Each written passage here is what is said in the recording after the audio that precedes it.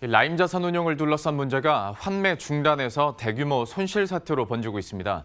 이 펀드를 살펴본 결과 투자한 자산에서 부실이 대거 발견됐기 때문인데요. 투자자들은 가입 당시 판매사에서 제대로 된 설명을 듣지 못했다고 항의하고 있습니다. 앞으로 투자자들이 손실을 보전받을 수 있는 방법은 있는지 조영근 기자와 함께 이야기 나눠보도록 하겠습니다. 손실 규모부터 한번 봐야 될 것 같은데 일부 펀드는 전액 손실도 가능하다라는 얘기가 나오더라고요. 어떻습니까? 네, 맞습니다. 이제 환매 중단된 라임 운용의 펀드를 회계 법인에서 살펴본 결과 투자 자산의 가치가 큰 폭으로 하락한 것으로 밝혀졌습니다. 플루토 FID-1호와 테티스 2호의 예상 자산 회수율은 최소 50%대로 나타났는데요. 두 모 펀드가 투자한 자산의 가치가 반토막 난 만큼 해당 펀드에 투자한 자펀드의 손실도 클 전망입니다. 또 일부 펀드의 경우에는 전액 손실이 불가피한 것으로 밝혀졌는데요. 총 수익 스와프, 즉 TRS 계약을 사용한 펀드 중 AI스타 펀드 3종은 전액 손실을 보게 됐습니다. 또 TRS 계약을 사용한 24개 펀드의 손실률은 최대 97% 수준으로 집계됐습니다.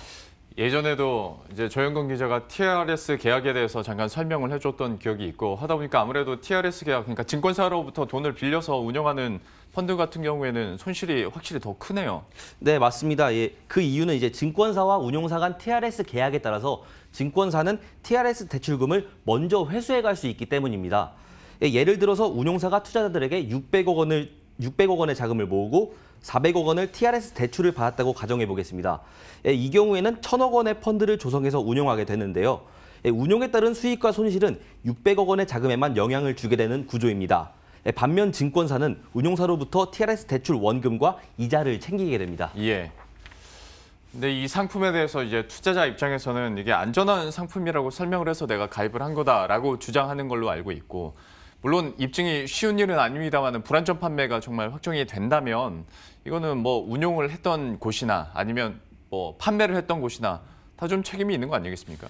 네, 맞습니다. 일단 펀드는 예적금과 달리 원금을 보장해 주지는 않습니다. 만약 라임 운용의 펀드도 가입 당시에 투자자들에게 이제 판매사가 위험을 제대로 고지했다면 이런 문제가 없었을 텐데요. 하지만 투자자들은 판매사로부터 이런 이야기를 듣지 못했다. 그러니까 위험에 대한 고지를 받지 못했다. 이렇게 주장하고 있습니다. 위험한 자산에 투자한 펀드를 손실 가능성이 거의 없다거나 안전한 상품이라고 소개했다는 건데요. 이 경우에는 불안전 판매에 해당하기 때문에 앞선 DLF 사태처럼 손실을 일부 보전받을 수 있을 것으로 보입니다. 이것도 결과가 어떻게 나오는지 한번 지켜봐야 될 것 같은데요. 일부 투자자에서는 사기를 당했다 이런 얘기도 있는 걸로 알고 있습니다. 이건 어떻게 된 일입니까? 네, 일단 앞서 설명드린 두 개의 모펀드 외에 라임 무역금융펀드에도 환매가 중단된 상태인데요. 예.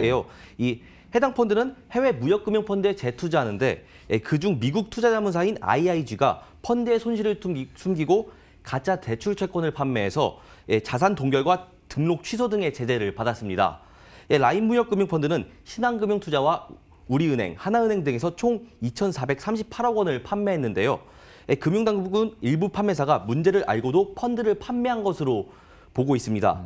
지난 2018년 중순 IIG 펀드가 기준가를 산출하지 않았지만 판매사가 1,700억 원 정도를 2018년 11월 이후에도 판매했기 때문입니다. 예. 또 라임과 신한금융투자는 그해 11월까지 기준가가 매월 0.45%씩 상승한 것으로 이미 조정했다고 판단하고 있습니다. 그러니까 조영근 기자 말대로 금융당국이 일부 판매사가 문제를 알고도 펀드를 판매한 걸로 지금 파악을 하고 있다. 확인하고 그렇게 지금 판단되고 있다. 그렇게 설명하고 있습니다. 만약에 그게 사실이라면 투자자 입장에서는 손실을 보전받을 수 있는 가능성도 있어 보이고 금융당국도 그러면 여기에 초점을 맞추고 앞으로 뭔가 일을 진행하겠네요. 네, 맞습니다. 금감원도 이제 불안전 판매에 집중해서 문제를 살펴보겠다 이렇게 말하고 있는데요. 다음 달부터는 현장 조사에도 착수할 계획입니다. 그러니까 불안전 판매 의혹을 현장에서 직접 확인하겠다 이런 설명인데요. 하지만 실제 배상에 이르기까지는 좀 상당한 시간이 필요할 것 같습니다. 판매사의 불안전 판매 혐의가 입증돼야지만 보상이 가능하고 또 판매사가 이 실질 결과를 그대로 받아들여서 손실이 확정돼야지만 보상을 해줄 수 있기 때문입니다. 한편 무역금융펀드 같은 경우에는 사기임을 인지하고도 판매를 했다면 원금을 그대로 돌려받을 가능성도 제기됩니다. 특히 신한금융투자에서 팔린 무역금융펀드는 PBS와 판매사가 같다는 점에서 전액을 보상받을 가능성이 높다 이런 관측이 나오는데요. 하지만 이 경우에도 아직 실사 결과가 나오지 않았기 때문에 손실을 확정할 수 없고 판매사에 대한 조사도 이제 막 시작 단계인 만큼 상당한 시간이 소요될 것으로 보입니다. 예. 지금까지 조영근 기자와 함께했습니다. 잘 들었습니다.